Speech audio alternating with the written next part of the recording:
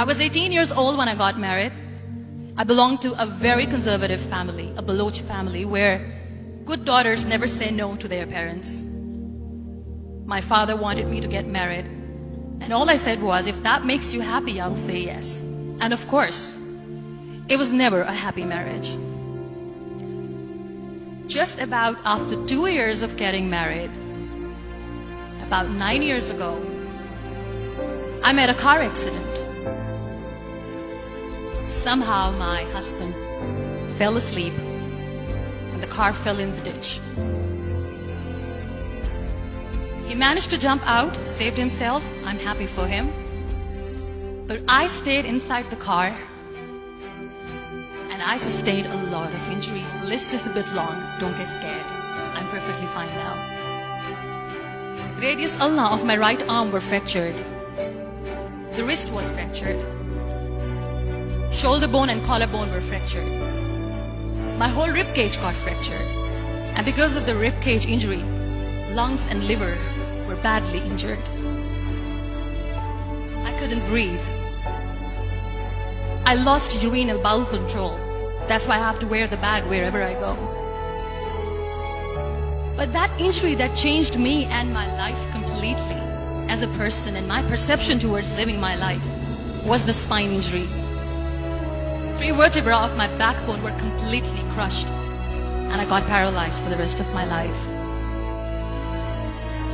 So this accident took place in a far-flung area in the outskirts of a very small province, Balochistan, where there was no first aid, no hospital, no ambulance. I was in the middle of nowhere in that toppled car. Many people came to rescue. They gave me CPR. They dragged me out of the car. And while they were dragging me out, I got the complete transection of my spinal cord. I finally ended up in a hospital where I stayed for 2.5 months. I underwent multiple surgeries. Doctors have put a lot of titanium in my arm. There's a lot of titanium at my back to fix my back. That's why people in Pakistan call me the Iron Lady of Pakistan.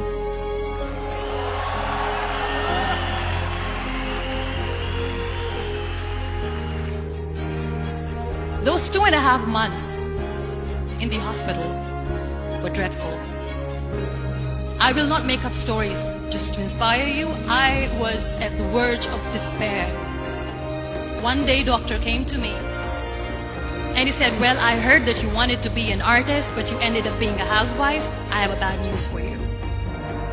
You won't be able to paint again because your wrist and your arm are so deformed, you won't be able to hold a pen again. And I stayed quiet. Next day, doctor came to me and said, your spine injury is so bad, you won't be able to walk again. I took a deep breath and I said, it's all right. The next day, doctor came to me and said, because of your spine injury and the fixation that you have in your back, you won't be able to give birth to a child again. That day, I was devastated. I still remember, I asked my mother, why me? And that is where I started to question my existence. Why am I even alive? What's the point of living? I cannot walk, I cannot paint, fine, I cannot be a mother.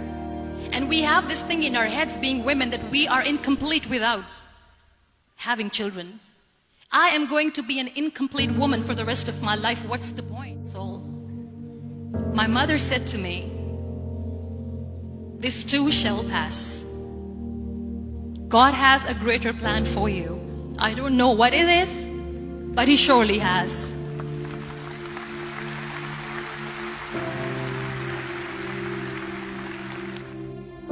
So what kept me going was, one day I asked my brothers, I know I have a deformed hand, but I'm tired of looking at these white walls in the hospital and wearing these white scrubs. I'm getting tired of this. I want to add more colors to my life. I want to do something. Bring me some colors. Bring me some small canvas. I want to paint.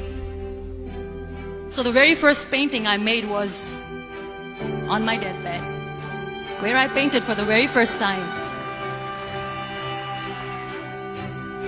There were a lot of infections in my body, a lot of allergies. So doctors wanted me to lie down on the bed straight for not 6 months, for not 1 year, for 2 years.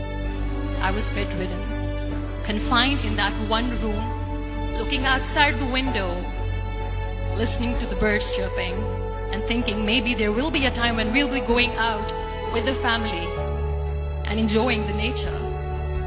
That was the time where I realized how lucky people are, but they don't realize. And you know how it all began? That day I decided that I'm going to fight my fears. We all have fears. Fear of unknown, fear of known, fear of losing people, fear of losing health, money.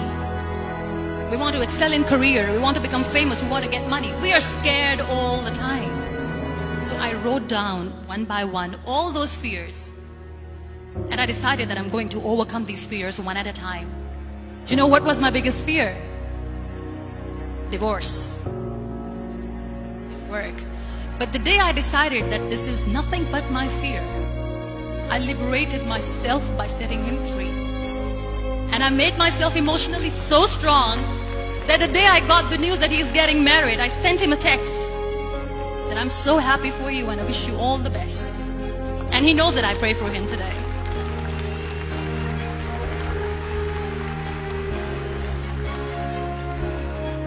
My biggest fear, number 2, was I won't be able to be a mother again. And that was quite devastating for me. But then I realized there are so many children in the world, all they want is acceptance. So there is no point of crying, just go and adopt one. And that's what I did.